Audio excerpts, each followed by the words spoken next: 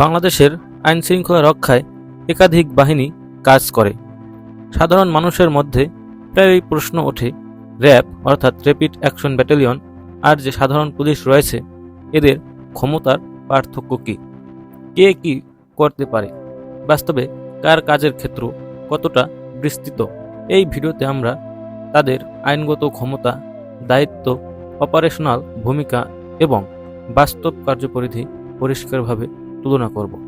প্রথমে আমরা জেনে নেব র্যাবের দায়িত্ব ও ক্ষমতা। র্যাপিড অ্যাকশন ব্যাটালিয়ন একটি বিশেষায়িত যৌথ বাহিনী যা সন্ত্রাস দমন ও গুরুতর অপরাধ মোকাবিলার জন্য গঠিত। এদের মূল দায়িত্ব হল সন্ত্রাস বিরোধী অভিযান, বড় অপরাধ চক্র দমন, অস্ত্র ও মাদক উদ্ধার, বিশেষ অভিযান পরিচালনা করা। এদের ক্ষমতা হচ্ছে অভিযান পরিচালনা, সন্দেহভাজনকে তৎক্ষণাৎ আটক, অস্ত্র জব্দ এবং গোয়েন্দা তৎপরতা। তবে তদন্ত ও বিচারিক প্রক্রিয়া শেষ পর্যন্ত নিয়মিত আইন কাঠামোর মধ্যেই সম্পন্ন হয়। এবার আমরা জেনে নেব পুলিশের দায়িত্ব ও ক্ষমতা। বাংলাদেশ পুলিশ দেশের প্রধান বেসামরিক আইন প্রয়োগকারী বাহিনী।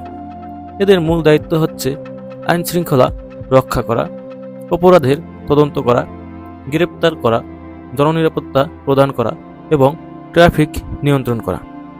এদের আইনগত ক্ষমতা হচ্ছে তদন্ত পরিচালনার ক্ষমতা, মামলা গ্রহণ, আদালতের আদেশ বাস্তবায়ন, নিয়মিত আইন প্রয়োগ।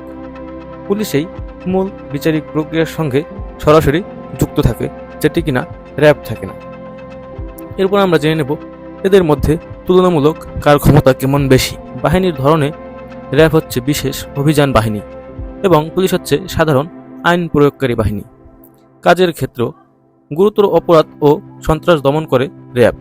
অপরদিকে পুলিশ সার্বিক আইন শৃঙ্খলা নিয়ন্ত্রণ করে। তদন্ত ক্ষমতা, র্যাবের হচ্ছে সীমিত এবং সহায়ক, অর্থাৎ অন্য বাহিনীর সাথে তদন্ত সহায়তা করে, কিন্তু পুলিশের পূর্ণাঙ্গ তদন্ত ক্ষমতা রয়েছে। নিয়মিত জননিরাপত্তায় র্যাবের কোনো হাত নেই, কিন্তু পুলিশের অবশ্যই প্রধান দায়িত্ব জননিরাপত্তা। বিশেষ অভিযানে প্রধান ভূমিকা পালন করে র্যাব, কিন্তু পুলিশ বিশেষ অভিযানে সহায়ক বা সমন্বয়কারী হিসেবে কাজ করে থাকে।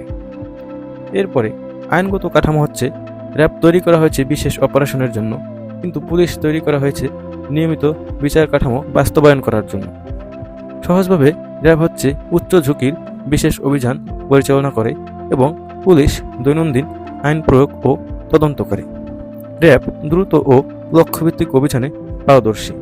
পুলিশ দীর্ঘমেয়াদী আইন প্রয়োগ ও তদন্তে মূল ভূমিকা পালন করে।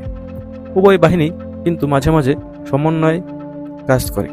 র্যাব এবং পুলিশ উভয়ই রাষ্ট্রীয় নিরাপত্তা ব্যবস্থার অপরিহার্য অংশ। র্যাবের ক্ষমতা বিশেষ অভিযানে কেন্দ্রীভূত, আর পুলিশের ক্ষমতা বিস্তৃত ও নিয়মিত আইন প্রয়োগে ব্যবহৃত হয়।